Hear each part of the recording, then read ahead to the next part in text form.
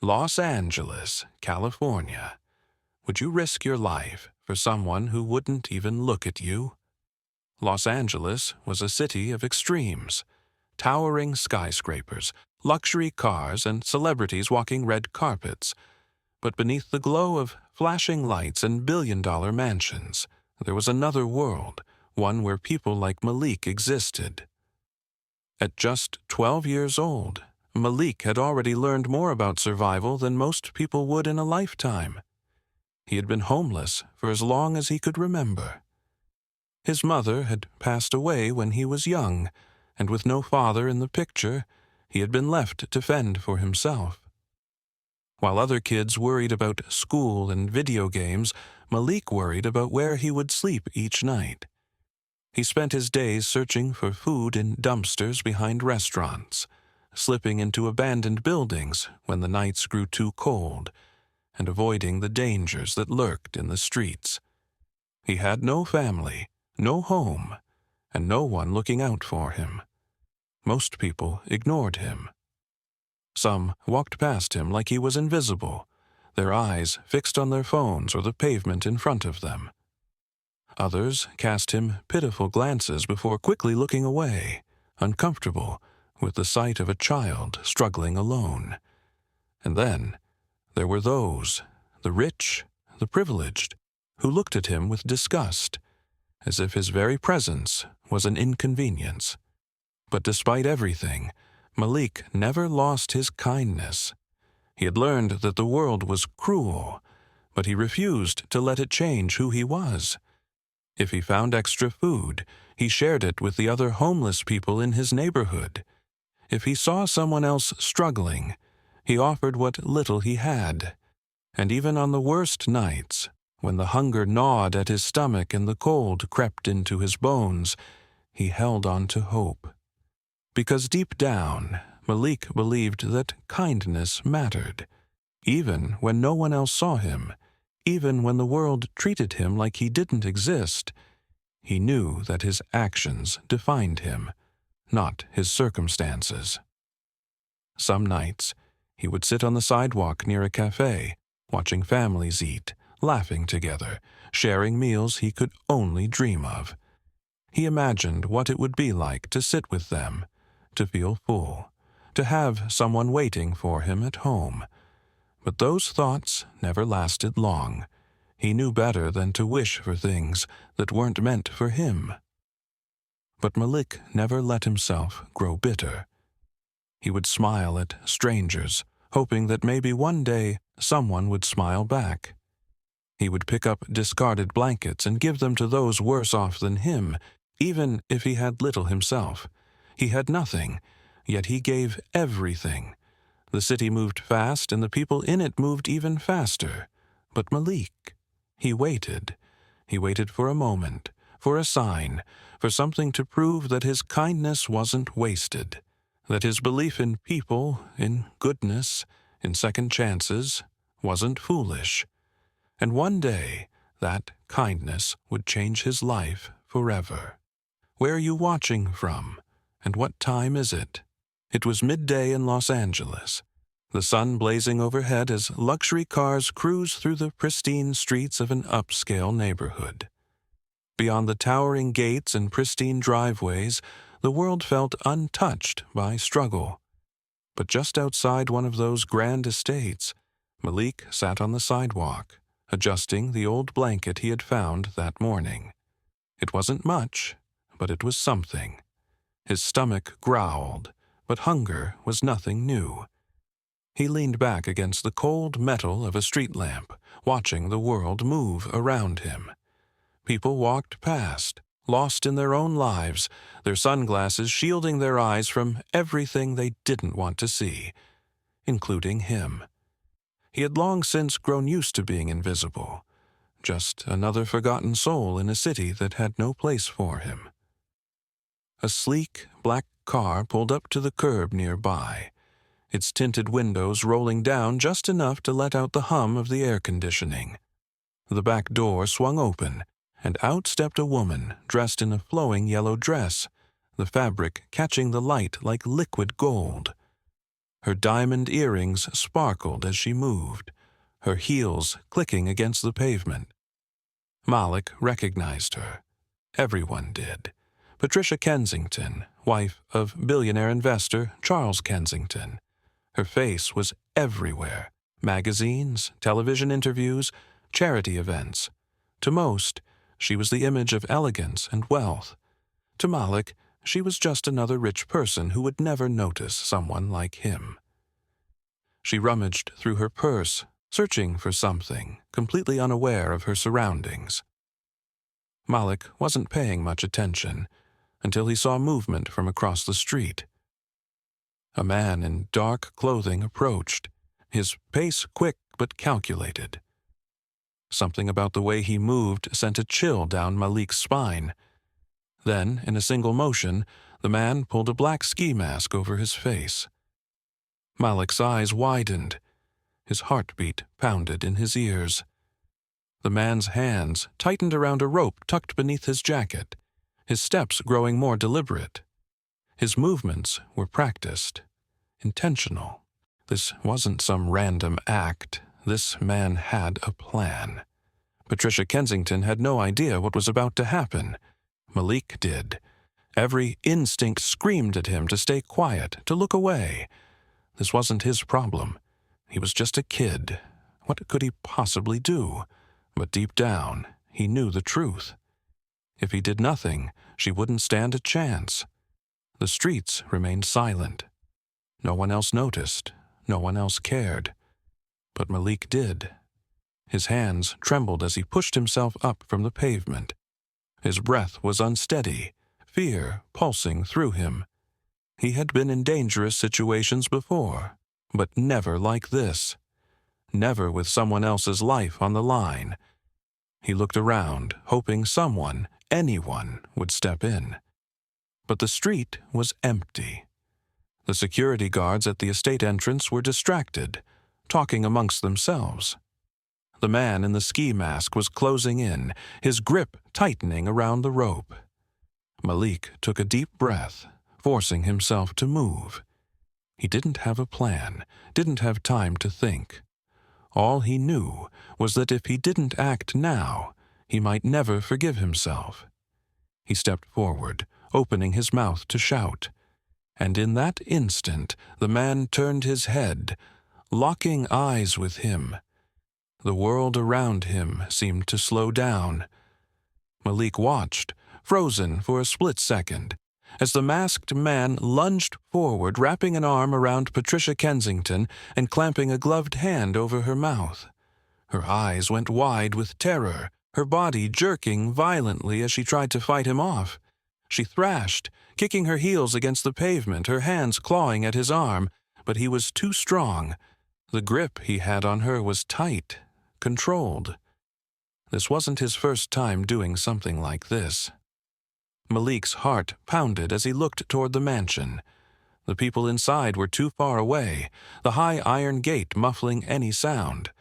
The estate's security team, once so intimidating, now seemed useless, standing near the entrance, unaware of the danger just yards away. Patricia tried to scream, but the man pressed down harder, muffling her voice against his gloved palm. Her muffled words barely reached Malik. "He is after me. He wants me dead. Please help me." Her body twisted in desperation, her breath coming in short, panicked bursts. She tried to break free, but the kidnapper was already dragging her backward, toward a dark alley between the buildings. Malik had seconds to act, or she would be gone. His body trembled. Every instinct told him to run in the opposite direction, to disappear before the man saw him. He had spent years surviving by avoiding trouble, by staying out of the way. This wasn't his fight. But then he saw the sheer terror in Patricia's eyes. She was just like everyone else, someone who never looked at him, never acknowledged his existence. And yet, in this moment, she needed him. Malik swallowed hard, his fists clenching. He had no weapon, no plan, but he had his voice.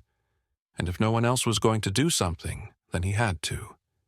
He took a deep breath, forcing the fear down. Then he ran straight at them. "What book are you reading?" Malik acted without thinking. His fingers closed around a jagged rock near his feet, and before the kidnapper could react, he hurled it with all his strength. The rock struck the man's temple with a sickening thud. The kidnapper staggered, momentarily dazed, his grip on Malik's shirt loosening. It was only a second, but a second was all Malik needed. Patricia saw her chance. With a desperate cry, she drove her knee into the man's stomach and yanked herself free. She stumbled backward, gasping for breath, her expensive gown torn at the sleeve. "Run!" Malik shouted, grabbing her arm. He didn't wait for her to process what had happened. There was no time. He pulled her toward the mansion's iron gates, their footsteps echoing off the pavement. The kidnapper recovered fast. Shaking off the blow, he let out a curse and lunged after them, his heavy boots pounding against the sidewalk. Malik could hear his rapid footsteps closing in. The man was bigger, faster. Malik knew he wouldn't be able to outrun him, but maybe he didn't have to. Instead of sprinting straight for the gates, Malik veered sharply to the right, dragging Patricia with him. They darted down a narrow alleyway between two buildings, barely squeezing through the gap. The kidnapper skidded to a stop at the entrance, hesitating. He was too large to move as easily through the tight space. Malik's lungs burned as he ran, dodging trash cans and broken crates. He had no idea where the alley led, but it didn't matter. They just had to keep moving. He could hear Patricia's frantic breathing beside him, her high heels clattering against the ground. He could also hear the kidnapper behind them, grunting in frustration, shoving obstacles aside, determined not to lose his prey. Malik risked a glance behind him. The man was still following, his face twisted with fury. But then, another sound. Footsteps. Voices. The mansion's security guards were emerging from the front entrance, drawn by the commotion. "Hey, stop right there!" One of them barked. The kidnapper froze. His head snapped toward the approaching guards, his body tensed as if deciding whether to fight or flee. Then, with another muttered curse, he bolted in the opposite direction, disappearing into the city streets.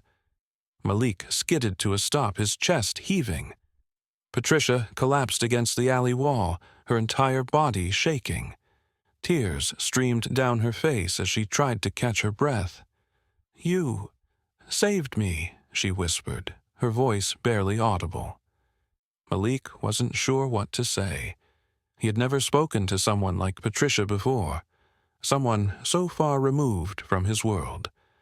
But in that moment, none of it mattered. He had done what he knew was right. He turned toward the mansion's entrance. The security guards were rushing toward them now, their radios crackling with frantic updates.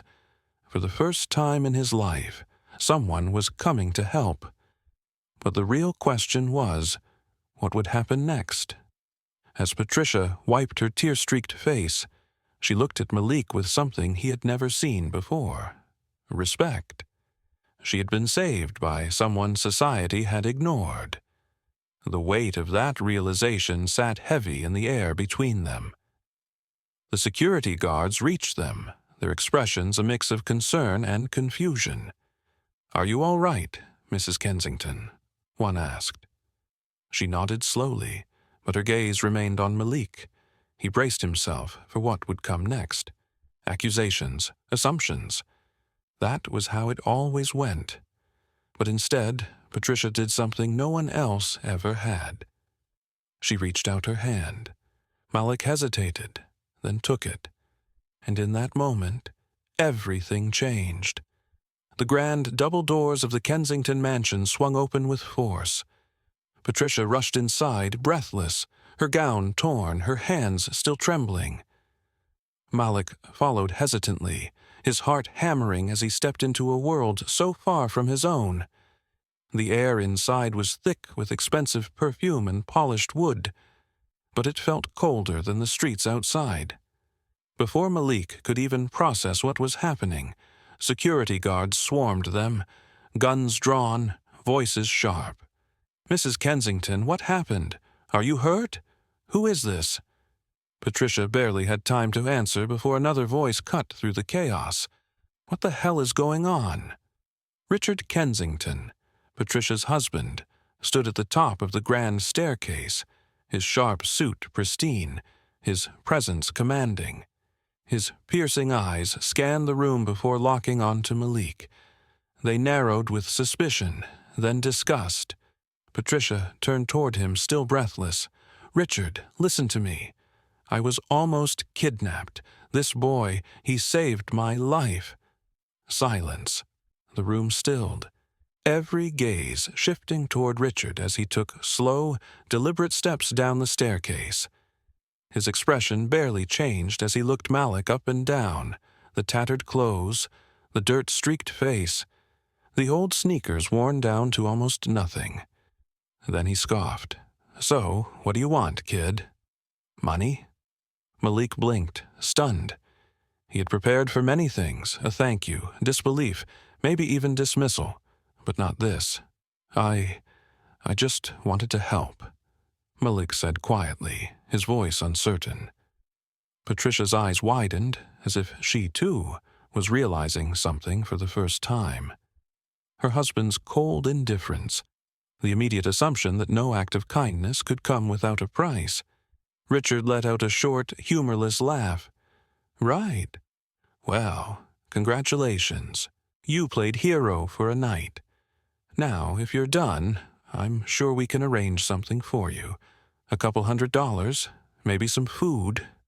His voice dripped with condescension, his wallet already in hand. Malik's stomach churned. He wasn't sure if it was anger or disappointment, but either way, he hated it. Hated the way Richard looked at him like he was a stray dog begging at the door. Hated that his instincts screamed at him to take the money and walk away, because that was what the world expected of him. He squared his shoulders, lifting his chin slightly. "I don't need anything from you," he said, forcing strength into his words. Richard's brow lifted in amusement, as if Malik's refusal was some kind of joke.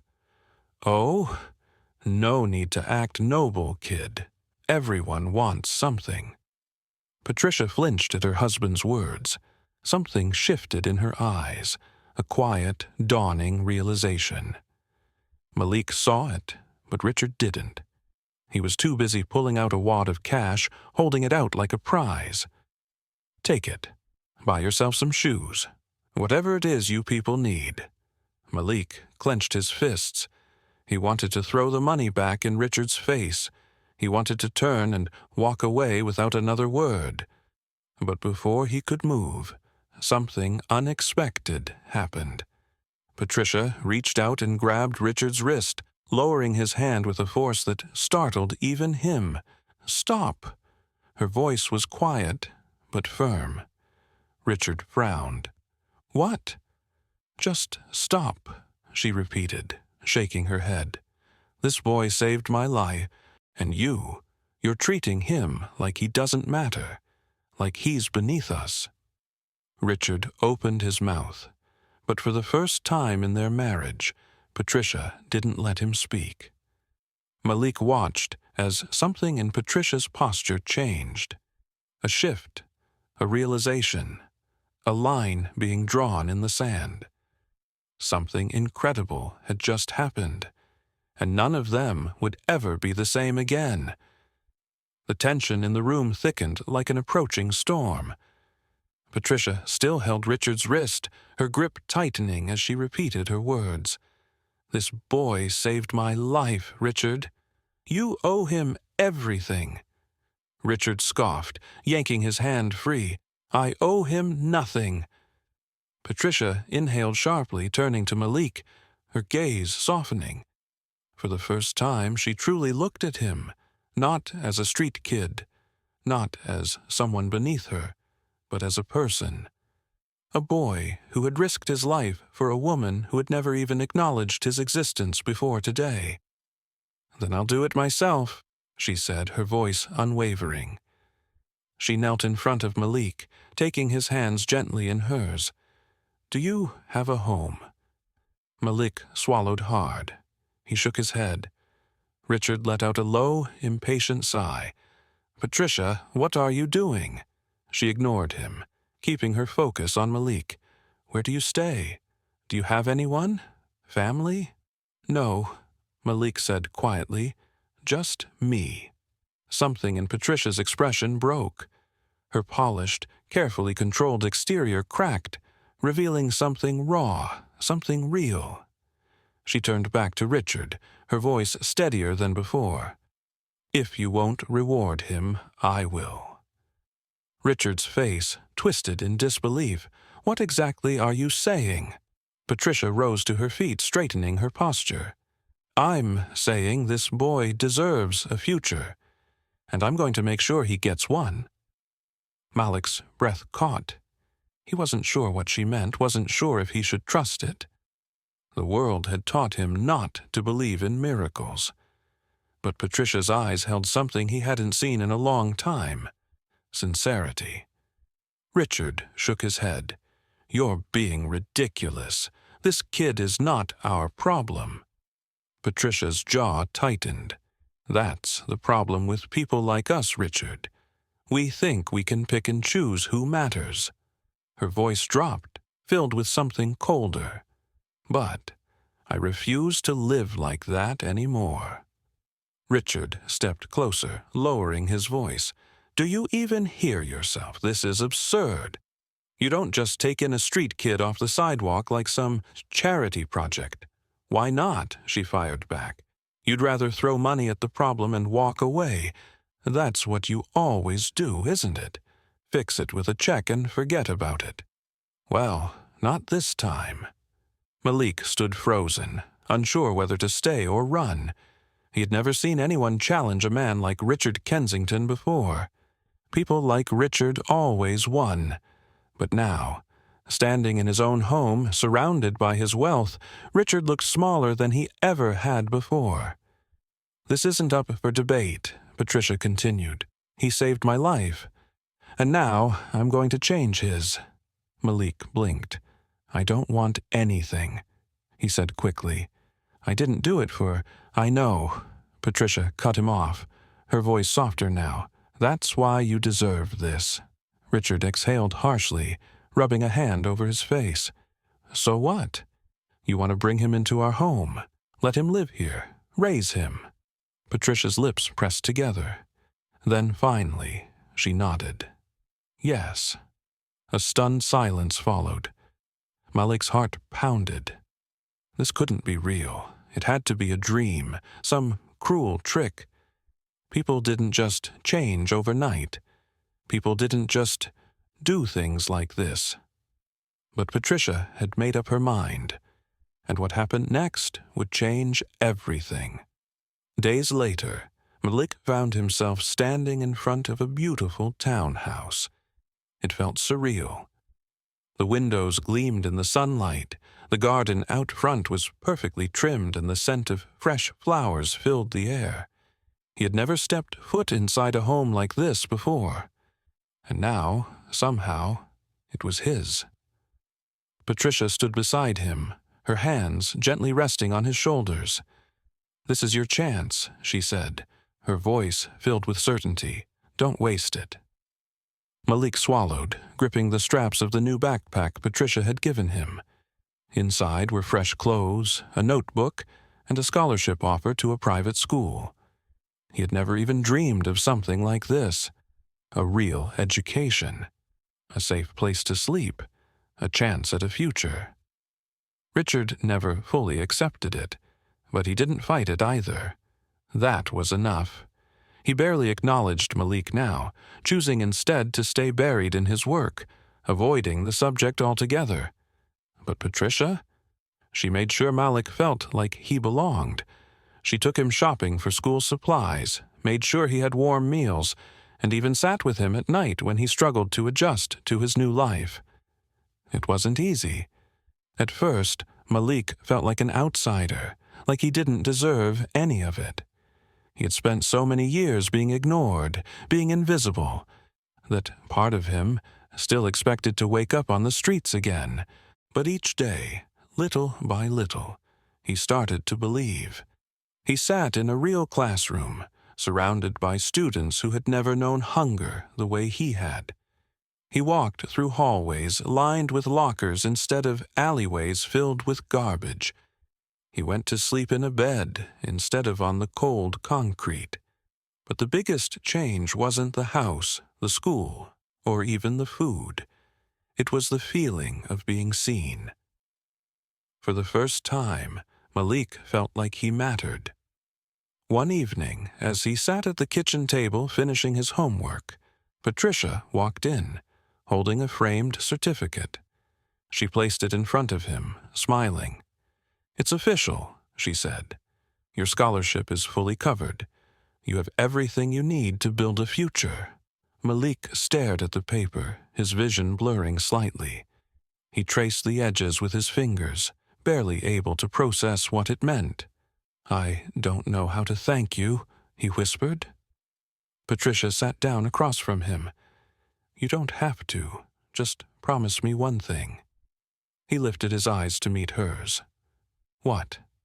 "When you're in a position to help someone else, do it. No matter who they are, no matter where they come from. Be the person you needed when you were alone."